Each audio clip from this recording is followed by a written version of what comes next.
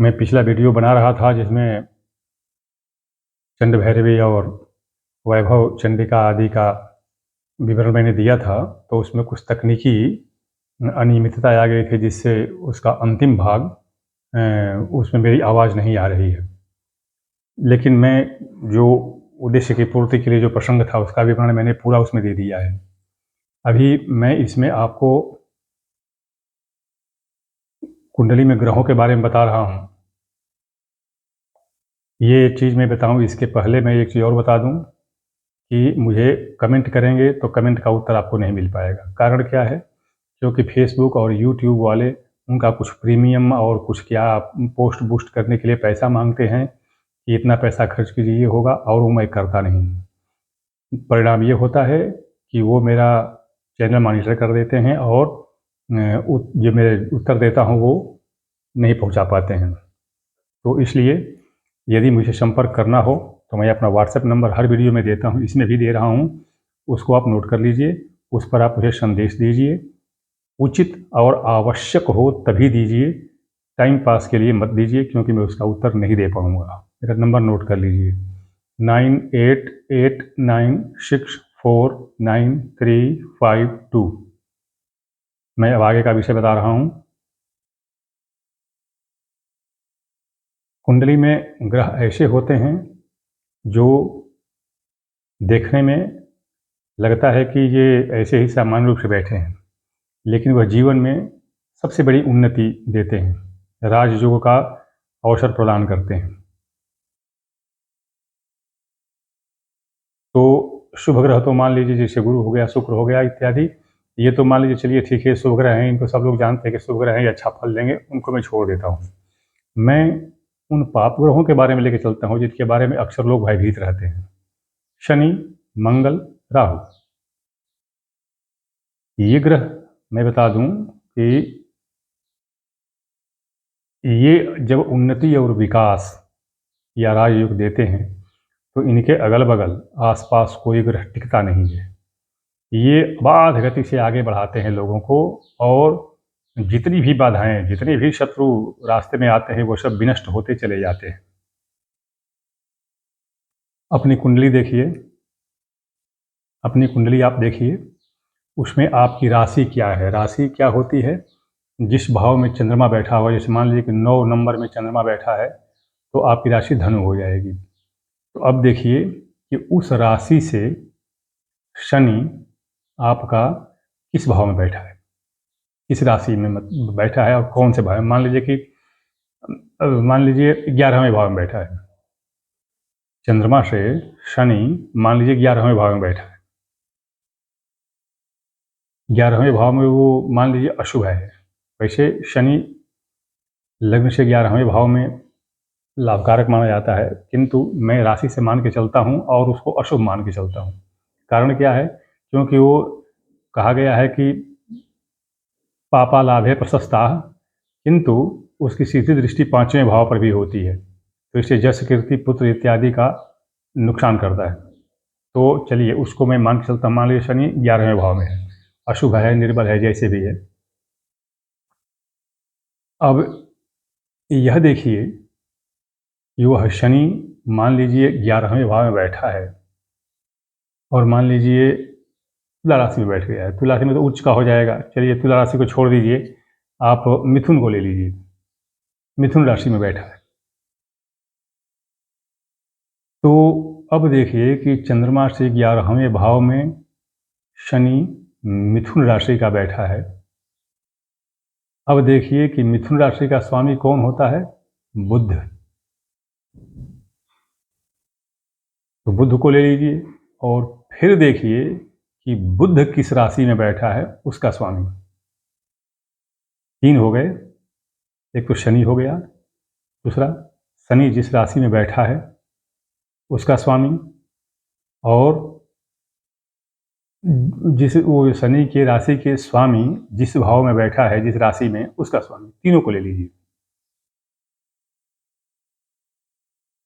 अब देखिए कि इन तीनों से वह शनि किस भाव में जा रहा है। यदि 2 में शुभ है, मतलब जैसे मान लीजिए लग्न में है, चौथे है, 5वें है, 7वें है, 9वें है, 10वें है, अगर ये जो ये बताया कि ये 3 हो गए, ये 3 अब देखिए कि चंद्रमा से छोड़ करके परस्पर आपस में, जैसे शनि हो गया, बुध हो गया, और बुध मान लीजिए बैठा हुआ है शुक्र के घर में। शनि, बुध और शुक्र, तो अब देख लीजिए कि बुध, शुक्र और चंद्रमा, ये तीनों अशुभ भाव में हैं या शुभ भाव में हैं? ये तीनों शुभ भाव में हैं या अशुभ भाव में हैं?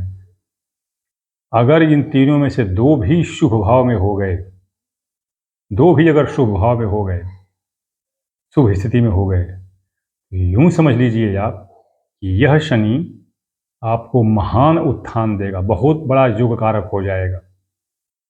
इस शनि से आपको कई तरह के लाभ मिलेंगे। चलिए शनि को छोड़िए, मान लीजिए राहु को लीजिए, 11वां भाव छोड़ दीजिए, राहु की तो कोई राशि वैसे होती नहीं है, लेकिन चलिए मान लीजिए राहु मान लीजिए 8वें भाव में बैठा है, चंद्रमा से 8वें भाव में, लग्न से मत जोड़िएगा, चंद्रमा से 8वें में राहु बैठा है। ठीक उसी तरह राहु मान लीजिए किसी और को, सूर्य सिंह राशि में बैठा है, मान लीजिए सूर्य के घर में बैठा है। जिस घर में राहु बैठा है, जिस राशि में, उसका स्वामी सूर्य है, और सूर्य जिस राशि में बैठा है उसका स्वामी मान लीजिए शुक्र है। तो अब कौन कौन से हो गए? बुध, शुक्र और राहु। बुध, शुक्र और राहु। अब इन राहु को तो छोड़ दीजिए, राहु तो 8वें भाव में बैठा ही है। अब ये देखिए कि चंद्रमा से ये को मतलब किस केंद्र में है या कोण में है या लाभ भाव, मतलब कैसे हैं ये, इनको देख लीजिए। अगर ये दोनों शुभ भाव में हो गए तो वह राहु उत्थान कारक हो जाएगा और बहुत बड़ा फल देगा, बहुत बड़ा फल देगा। जीवन में यह राजयोग देने वाला हो जाएगा। किंतु होता क्या है कि राहु को 8वें देख कहते हैं कि राहु जो है यह, एक बात और मैं बता दूं आपको, मैं बार बार ये बताता हूँ, हर हर हर वीडियो में बताता हूँ मैं, कि पहले ग्रह को ये निश्चित करके निर्धारित करके देखिए कि वह जिस राशि में है उस राशि में कितने अंश पर है, 5 अंश से कम है या 20 अंश से ज़्यादा है। 5 अंश से कम है, पृष्ठोदयी राशि में है, तो वह पिछले घर में आएगा, वो फल देगा, और शीर्षोदयी राशि में है और 20 अंश से ऊपर है तो अगले भाव में फल देगा। ये चीज़ आप ध्यान में रखिएगा, मैं बार बार हर वीडियो में बताता हूँ।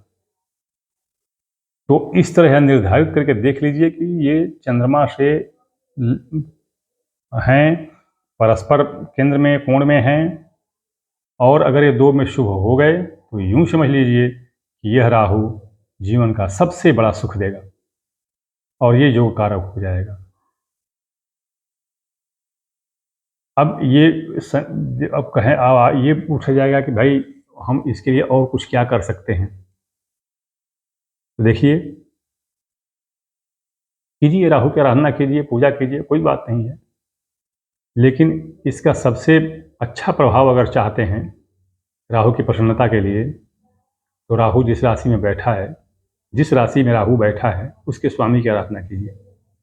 मैं पुनः बता दूं कि राहु 8वें भाव में बैठा है। यदि आप सीधे सीधे राहु की आराधना करते हैं तो 8वां भाव जागृत हो जाएगा और 8वां भाव अशुभ होता है। इसलिए राहु जिस राशि में बैठा है, उसके जिस राशि में बैठा है राहु, उस राशि के स्वामी की आराधना कीजिए, तो वह राशि दबी, मतलब वो उस भाव का अशुभ फल दबा रहेगा और फिर राहु का पूरा लाभ ले सकते हैं। तो इस तरह से आप अपनी कुंडली के योग कारक ग्रह को पहचानिए और उसके अनुसार कीजिए। नहीं आगे की जो क्रिया है, जो अनुष्ठान पूजा वगैरह है वो कीजिए और तब आप इसका लाभ उठाइए और निश्चित रूप से इसको लाभ मिलेगा।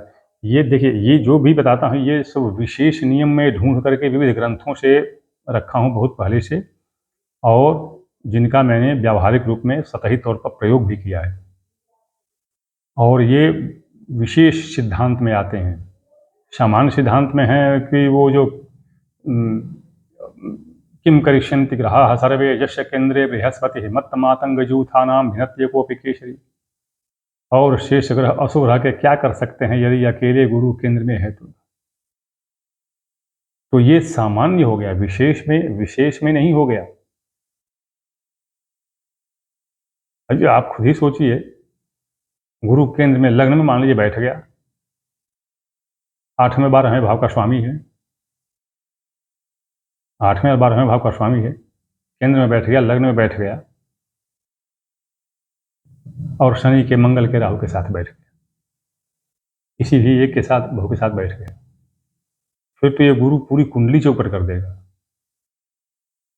तो फिर गुरु का प्रभाव कहाँ गया? तो इसीलिए बोल रहा हूँ कि ये कुछ सामान्य सिद्धांत होते हैं और कुछ जो होते हैं वो विशेष रूप से किसी विशेष परिस्थिति के लिए वो सिद्धांत बनाए जाते हैं और वही सिद्धांत वहाँ पर लागू होते हैं, सामान्य सिद्धांत नहीं। तो इसलिए आप अपने जो कारक ग्रहों को पहचानिए, उसके अनुसार आप अपना काम कीजिए और फिर अपना परिणाम देखिए, फिर ग्रहों की चाल और उनका परिणाम देखिए। आप अपनी कुंडली से खुद ही देख सकते हैं। दूसरी बात मैं फिर बता दूँ अंत में चलते चलते कि आप कोई भी संदेश देना है तो मुझे व्हाट्सएप नंबर पर दीजिए, क्योंकि इस पर कमेंट करेंगे तो मैं इसका जवाब दूंगा भी तो आप तक नहीं पहुंच पाएगा।